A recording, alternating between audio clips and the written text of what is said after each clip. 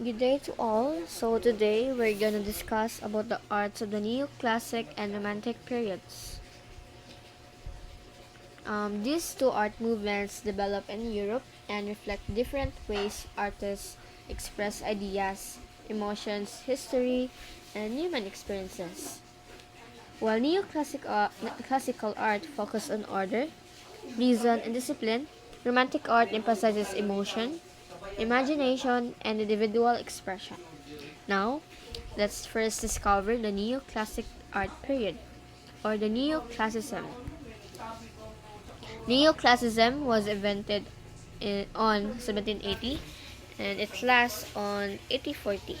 The word neoclassic came from the Greek word neos, meaning new, and the Latin word the classicus, which is similar in meaning to the English phrase first class. Neoclassical art pieces such as paintings, sculpture, and architecture generally portrayed Roman history, which elevated the Roman heroes. Characteristic of the neoclassical art: it portrays the Roman history. It has formal composition. It makes use of diagonals to show the peak of an emotion or a movement. Artist uses local color. It has overall lighting and have classical GU structure. Neoclassical paintings. Neoclassical painting focus on order, balance, and moderation, drawing inspiration from classical Greek and Roman history. Artists aim for realistic portrayals with accurate costume, settings, and details, avoiding unnecessary decoration. Because artists believe in reason, logic, order, and discipline. That's why they often shows historical events, heroism, and moral values. Let's discover who are these famous artists. Painters and sculptors. In painters, we have Jacques Louis David and Jean Auguste Dominique Ingres. For sculptures, we have Antonio Canova and Bertel Thorvaldsen. Jacques Louis David was an influential French painter in the neoclassical style and considered to be the preeminent painter of the era. His subjects of painting were more in history. These are his famous artworks. Now, we have Jean Auguste Dominique Ingres. Ingres was a pupil of Jacques Louis David.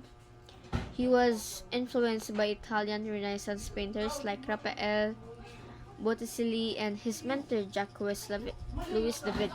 His paintings were usually nudes, portraits, and mythological themes. He was regarded as one of the great exemplars of academic art and one of the finest old masters of his era. These are his famous artworks.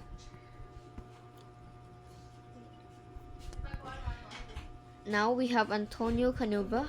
Canova was a prolific Italian artist and sculptor who became famous for his marble sculptures that delicately rendered nude flesh.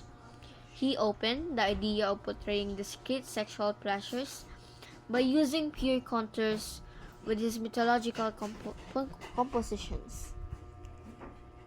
These are his famous artworks of Antonio Canova. We have here last one, Bertel Thorvaldsen. Thorvaldsen was the first internationally acclaimed Danish artist. He executed sculptures of mythological and religious themes characters. These are his famous artworks. We have the Christ and the Lion of Lucerne. Now let's discover who are these famous artists who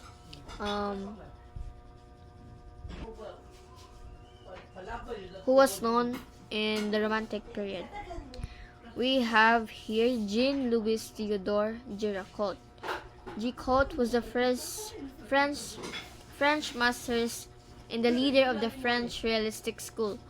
His masterpieces were energetic, powerful, brilliantly colored, and tightly composed.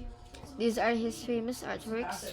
We have the Wrath of the Medusa and Charging Chasers. Second, we have Eugène de la Croix. Eugène was the greatest French romantic painter. He created powerful visual effects using small, nearby strokes of contrasting colors. He strongly influenced romantic painters, and his techniques were later adopted and developed by the these are his famous artworks. We have here Francisco Goya. Goya was a romantic painter commissioned by the King of Spain. He was also a printmaker and is considered both the last of the old masters and the first of the moderns.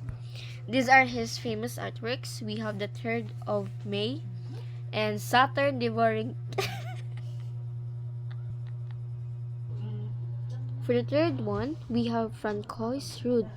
Rude was best for his whole social art, which aimed to inspire and capture the interest of a broad public.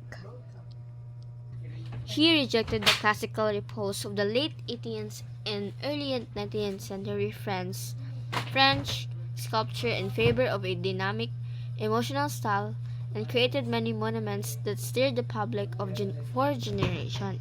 These are his famous artworks. We have the Departure of the Volunteers and the Jeanne d'Arc.